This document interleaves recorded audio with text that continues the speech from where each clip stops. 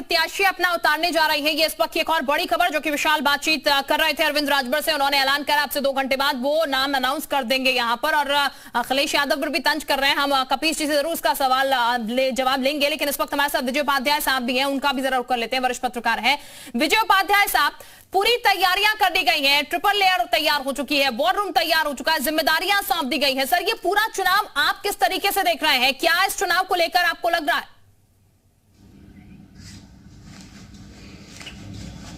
देखिए, ये चुनाव 2024 के लोकसभा चुनाव के पहले रिहर्सल है और इसका जो रिजल्ट होगा वो बहुत मायने रखेगा।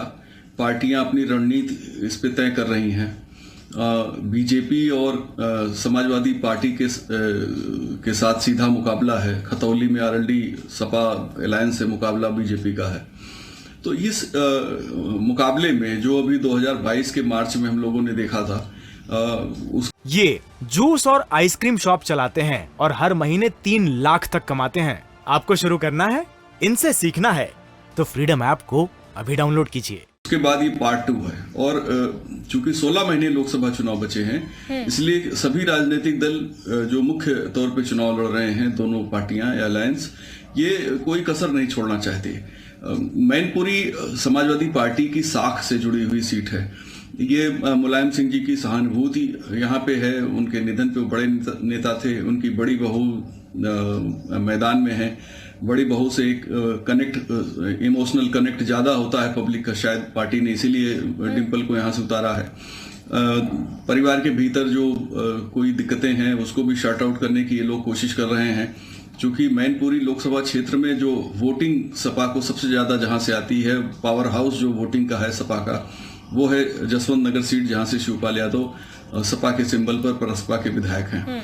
तो ये जो सिचुएशन है, इसमें बीजेपी को ऐसा लगता है कि अगर वो मैनपुरी जीतती है और वो सारे हथकंडे आजमा रही है, जिन चीजों को सपा हथियार बना रही है, वो उसको भाजपा ने भी अपना हथियार बनाया है। चाहे मुलायम सिंह के प्रति सहानुभूति की बात हो, उसमें भी वो दावेदारी कर रही है। रघुराज सिंह साग के सपा के ही आदमी थे, शिवपाल के बहुत करीबी थे। उनकी पार्टी में होके आए हैं, सपा से परसपा, परसपा से भाजपा में आए हैं। तो ये जो सिनेरियो है, इसमें चूंकि बाई इलेक्शन हमेशा ये माना जाता है कि रूलिंग पार्टी का है, तो जितने आरोप अभी सपा के प्रवक्ता ने लगाए हैं वो बहुत स्वाभाविक है। जब भी जिसकी सरकार में चुनाव होते इस तरह के आरोप लगते हैं और आरोप बनते भी हैं। बीजेपी मुस्तैद है, सपा भी मुस्तैद है और दोनों के बीच बहुत कांटे का मुकाबला इन तीनों सीटों पे होने जा रहा है। एक छोटा सा सवाल और मेरा आपसे सर, चूंकि मुख्य मुकाबला सपा पार्टी और बीजेपी में है, लेकिन जो और पार्टियां अपने प्रत्याशी उतारी है, वो कितना इम्पैक्ट डालेगी यहाँ पर इस चुनाव पर? देखिए, सुभाषपा तो सिर्फ अखिलेश से लड़ने गई है वहां। अखिलेश से उनकी नाराजगी है, वो अपनी नाराजगी को वहां मुद्दा बनाने गए हैं।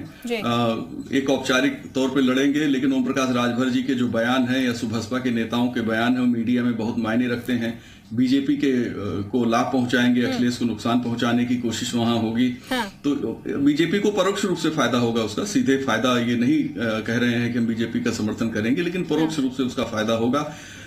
अखिलेश ने सुभाषपा के साथ गठबंधन करके एक गलती की थी और उस गलती का खामियाजा उनको लगातार 2027 तक भोगना है। और वो पहले बीजेपी ने वो गलती की थी जो 2018 के बाद उनके रिश्ते खत्म हुए, फिर भाजपा पे ऐसे ही हमलावर थी सुभाषपा। और उसके बाद जब सपा से गठबंधन हो गया तो उनके कसीजे पड़ते थे और अब उनके ऊपर अटैक कर रहे हैं। बिल्कुल, कभी इस पाले कभी उस पाले तो अक्सर राजभर जाते रहे हैं उपाध्याय साहब, और अब जाहिर है थोड़ा नुकसान जरूर पहुंचाते हुए यहाँ पर नजर आएंगे, जिसका जिक्र आप भी कर रहे हैं यहाँ पर। कपीश जी भी हमारे साथ लगातार बने हुए हैं और ओपी जी भी हमारे साथ लगातार बने। कपीश जी, अब ओम प्रकाश राजभर की तरफ से भी प्रत्याशी मैदान में उतारा जा रहा है। आपने भी सुन लिया अरविंद राजभर क्या कहते हुए नजर आ रहे थे, लेकिन सर एक सवाल ये भी, जिसका जिक्र ओपी सिंह जी भी कर रहे थे अभी यहाँ पर, कि अगर आप चुनाव जीते तो बल्ले बल्ले, तो फिर चुनाव में कोई गड़बड़ी नहीं हुई है, लेकिन अगर चुनाव हार गए तो फिर आरोपते हैं कि कुछ गड़बड़ी यहाँ पर हुई है, प्रशासनिक हेरफेर यहाँ पर हुआ है।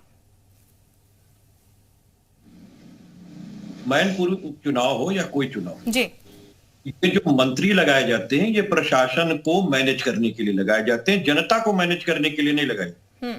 अगर आपने विकास का काम पिछले 6 वर्षों से आपकी सरकार चल रही है उत्तर प्रदेश में, आपकी पिछले 9 वर्षों से सरकार केंद्र के अंदर चल रही है, अगर आपने मैनपुरी का डेवलपमेंट किया होता, आसपास के 5 विधानसभाओं का डेवलपमेंट किया गया होता, तो आज आपको प्रशासन को मैनेज करने के लिए वहां मंत्री लगाने नहीं पड़ते, क्योंकि मंत्री जनता से नहीं जुड़ते हैं, उनके काम जनता से जुड़ते हैं। और अगर आपने उस काम को किया है तो समाजवादी पार्टी उसको ढक नहीं सकती। लेकिन हकीकत यही है कि पिछले 6 वर्षों में जो योगी सरकार है और पिछले 9 वर्षों की मोदी सरकार, इन्होंने मैनपुरी समेत उधर से सौतेला व्यवहार किया है। और जो आदरणीय नेताजी के समय में या उनके फंड से या हमारे सरकारों में जो डेवलपमेंट हुए, वहीं तक मैनपुरी और मैनपुरी की 5 विधानसभा सीमित रह गई है, चाहे वो रामपुर की सीट क्यों ना हो। रामपुर के अंदर भी यही सारी चीजें हैं। तो मैं तो एक बात कहता हूं, सरकार को सौतेला व्यवहार नहीं करना चाहिए। और वाकई अगर आपने विकास की गंगा बहाई होती तो आज मंत्रियों को प्रशासन के मैनेज करने के लिए आपको नहीं लगाना पड़ता। क्यों प्रशासन के को मैनेज कर ही सकते हैं मंत्री, क्योंकि उनके प्रभाव में है। लेकिन जनता उनके प्रभाव में नहीं है, जनता तो काम के प्रभाव में होती है। और काम समाजवादियों ने किया है, आदरणीय नेताजी ने किया, जिसकी श्रद्धांजलि देने के लिए भले रघुराज कश्यप साहब उनके अंतिम संस्कार के दिन ना पहुंचे हो, उनके तिरही में ना पहुंचे हो, लेकिन जब उनको लालच सीट की आई तो टीका लगा करके उनके समाधि स्थल पे गए थे। खड़ियाली सिंपैथी लेने के लिए, यहाँ पर वोट बटोरने के लिए, ये सब एक तरीके से ढोंग, ये सपा का आरोप, जिस तरीके से समाधि पर वो पहुंचे हैं। और आप भेदभाव करते हैं, यानी कि बीजेपी भेदभाव करती है, आरोप कपिल जी लगा रहा है। कपिल जी लगातार आरोप जो है, आरोपों की झड़ी लगा रहे हैं पूरे बीजेपी पे। आप जवाब दीजिएगा जरा। हम ये शिल्पा जी कहना चाहते हैं कि उत्तर प्रदेश में 4 बार समाजवादी पार्टी की सरकार थी, और उस चार बार की सरकार में जब भी चुनाव हुआ, समाजवादी पार्टी ने मंत्रियों पर रोक, प्रतिबंध लगा दिया था कि कोई भी मंत्री किसी क्षेत्र में किसी चुनाव में नहीं जाएगा, क्योंकि वो पार्टी का सदस्य नहीं होता, वो पार्टी से ऊपर होता है। दूसरी बात यह है कि कपिल जी की बात से यह साफ हो गई कि ये मैनपुरी का चुनाव हारने जा रहे हैं, क्योंकि इन्होंने एक आरोप अभी कर दिया कि मंत्री वहां गए हैं प्रशासन को मैनेज करने। मैंने पहले ही शिल्पा जी कहा कि समाजवादी पार्टी का सब ढोंग है, नाटक है।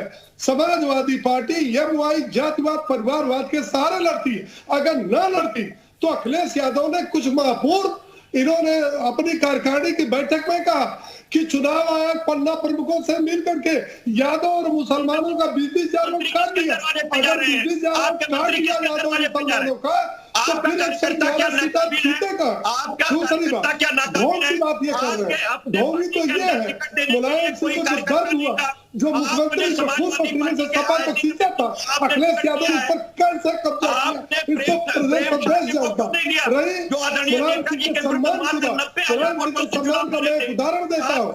2014 के 2019 के लोकसभा चुनाव में हमारे प्रधानमंत्री आदरणीय नरेंद्र मोदी जी और हमारे गृह मंत्री आदरणीय अमित शाह जी उनके सम्मान में चुनाव प्रचार करने में गए। ये सम्मान और आपके पार्टी का सम्मान है। तो जो विरासत सियासत की विरासत में आपने गद्दी हथियाई है, वो मुलायम सिंह की पीड़ा सब मैंने मंच पर देखा है। आप ढोंग नहीं, आप अपने परिवार को लेकर खड़े हो, परिवार को लेकर लड़ो, जनता फैसला करेगी, तब आप रोना मत, तब ये मत रोना कि जो है प्रशासन और ठीक है, आरोप प्रत्यारोप तो है, लेकिन कपिल जी जरा इस बात का भी जवाब दे दीजिएगा। आज शिवपाल यादव से मुलाकात होने वाली है, अखिलेश यादव की ऐसी जानकारी भी हम तक पहुंची है। सर, क्या चर्चाएं, क्या बातचीत होगी? स्टार प्रचारक की लिस्ट में तो शामिल कर दिया गया, लेकिन चाचा से जो नाराजगी है वो बार बार सामने आती है। लेकिन शिवपाल यादव प्रचार में नजर आएंगे डिंपल यादव के पक्ष में?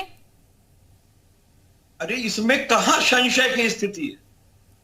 कोई संशय हो तो मुझे बताइए। तो सर, ये मुलाकात जो हो रही है उसको लेकर जरा अगर कुछ बता पाए आप, ये मुलाकात किसको लेकर हो रही है? ये मुलाकात राजनीतिक स्तर पे, पारिवारिक स्तर पे मिलके हो रही है। और मैं तो एक बात कह रहा हूं, उपचुनाव केवल मैनपुरी के अंदर ही नहीं है, अन्य जगहों पे भी है। और स्टार प्रचारक वो सिर्फ एक जगह के नहीं है, हमारे पार्टी के विधायक हैं, वो सफाई परिवार के मुखियाओं में एक हैं, वो हमारे लिए श्रद्धेय हैं। बिल्कुल श्रद्धेय हैं, मुखियाओं में एक है, लेकिन सर रह रहकर उनकी नाराजगी जो है वो बार बार सामने आती है और बार बार कहते रहे सम्मान हमें नहीं मिल पा रहा। इसीलिए सर ये सवाल मैं आपसे पूछ रही हूँ। योगी जी नामांकन में क्यों नहीं आए? इनके प्रदेश अध्यक्ष क्यों नहीं आए? केशव प्रसाद मौर्य क्यों नहीं आए? उन्होंने क्यों छोड़ दिया? बाहरी को टिकट दिया, क्यों दिया? इनके पास अपना कार्यकर्ता नहीं था? ये प्रशासन मैनेज करने के लिए अब जो है मंत्री लगाते हैं, कार्यकर्ता नहीं है जो आजमगढ़ मैनपुरी कन्नौज बदायूं एक परिवार का सदस्य लगता है। इन्होंने प्रेम शादी को चुनाव में टिकट नहीं दिया, इन्होंने नेताजी से 90,000 टिकट खरीदाई थी। 3.5 लाख वोटों से हारने वाली भाजपा केवल 90 वोटों से हारी थी, और इन्होंने फकीर उनको टिकट क्यों नहीं दिया? तो इन्होंने एक समाजवादी पार्टी से आयातित व्यक्ति को टिकट दिया। चले कपीश जी, ये जूस और आइसक्रीम शॉप चलाते हैं और हर महीने 3 लाख तक कमाते हैं। आपको शुरू करना है, इनसे सीखना है तो फ्रीडम ऐप को अभी डाउनलोड कीजिए।